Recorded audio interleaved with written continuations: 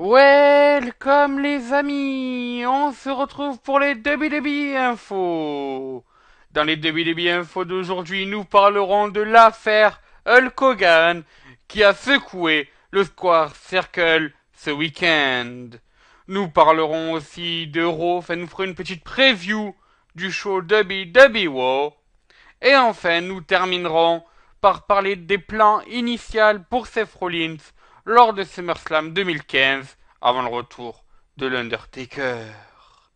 Commençons donc par parler de Hulk Hogan et donc de l'affaire qui a secoué le monde du catch ce week-end.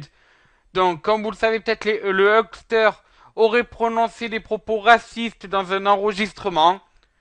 Un enregistrement décrit comme volé par certains, c'est-à-dire que ce n'est pas un enregistrement qui a été fait avec l'accord d'Hulk Hogan, mais bien sans l'accord de ce dernier. Donc il aurait proféré des propos racistes. De suite, dès que la DW a oui ces propos-là, ils ont de suite choisi donc de renvoyer provisoirement dans un premier temps Hulk Hogan. Bien sûr, tout cela a créé une polémique, des interrogations, et surtout ça a entraîné de graves conséquences. Alors déjà la première, c'est les actions de la WWE qui ont beaucoup baissé suite au renvoi de Hulk Hogan. On sait que Hulk Hogan est quand même celui qui a permis la mondialisation du catch, bon avec d'autres lutteurs, mais il a vraiment mis sa pierre à l'édifice dans la mondialisation du catch, donc on peut comprendre que ses actions baissent après son renvoi. Ensuite, sa place à Hall of Fame est pour l'instant suspendue, du moins sur le site de la WWE. Hulk Hogan ne fait plus état dans la catégorie Hall of Famer. Donc peut-être qu'il devra rendre sa bague du Hall of Fame d'ici quelques jours. Ensuite, il n'apparaîtra plus dans le jeu 2K16, WWE 2K16, dont il aurait dû participer. Enfin, tout vêtement donc concernant la Hulkamania a été supprimé. Pareil donc des centres de vente bien sûr et notamment du WWE Shop. Plus aucun communiqué n'est fait sur Hulk Hogan.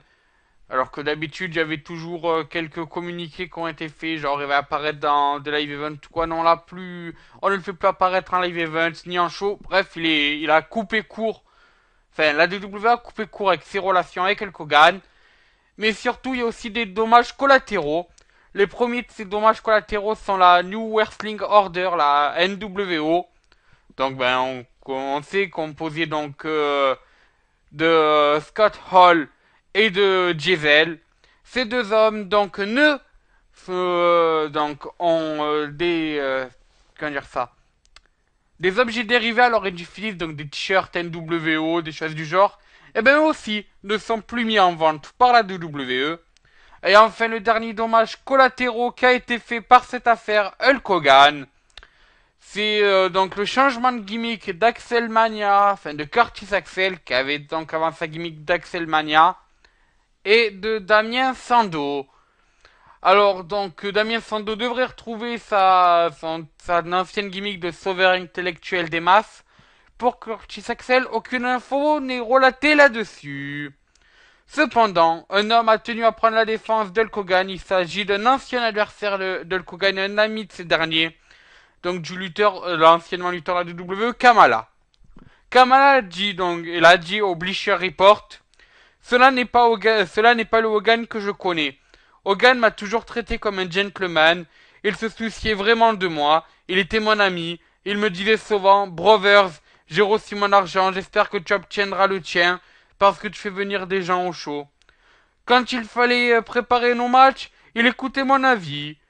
Il disait toujours, qu'est-ce que tu veux faire là-bas, Brothers? Je lui disais et on le faisait. C'est un gars adorable. Il s'est fait prendre par un enregistrement caché et a dit quelque chose qu'il ne pensait pas. Je ne suis pas du tout en colère contre lui, il est vraiment pas comme cela. C'est un gars super sympa. Je ne crois pas du tout qu'il soit raciste, peu importe ce qu'il ait pu dire.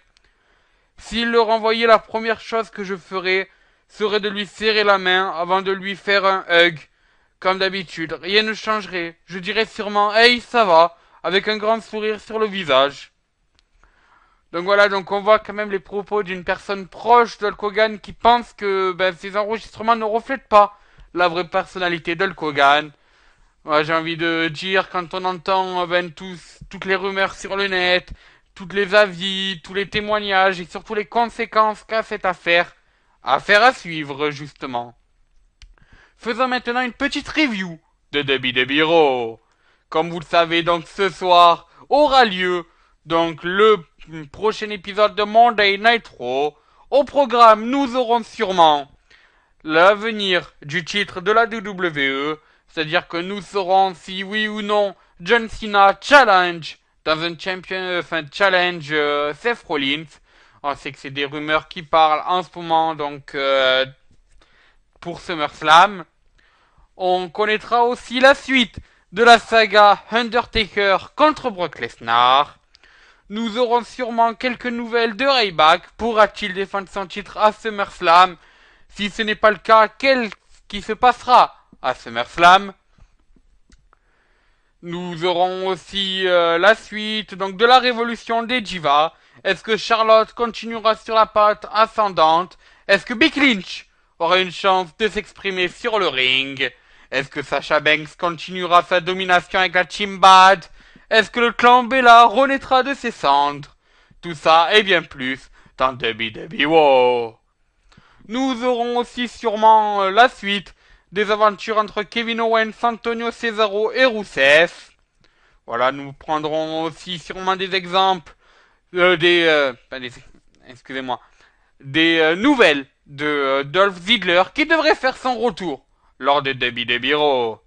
Vous l'avez compris, on a un programme chargé ce soir, donc ne loupez pas WWE Raw. Voilà, bon, et terminons avec les plans originaux pour SummerSlam concernant Seth Rollins avant l'arrivée de The Undertaker. Alors déjà, une rumeur qui donc s'annonçait depuis bien longtemps, c'est un possible match entre Seth Rollins et Triple H. Cette rumeur a été abandonnée pour SummerSlam, mais pas définitivement, non.